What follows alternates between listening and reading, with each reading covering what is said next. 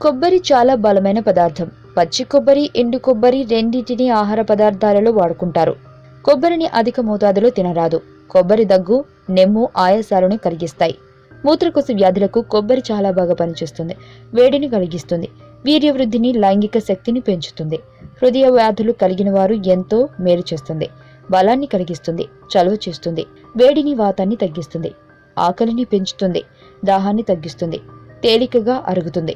శుక్రవృద్ధిని చేస్తుంది. కొంచెం మలబద్ధకాన్ని కలిగిస్తుంది.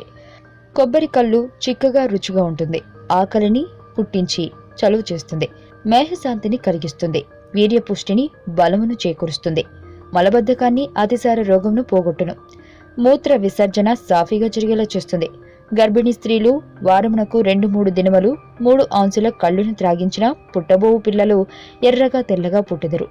వేడి శరీరం గలవారికి నరములకు బలమునిచ్చును. మూత్ర సంచిలోని వాతము నొప్పిని తగ్గించును.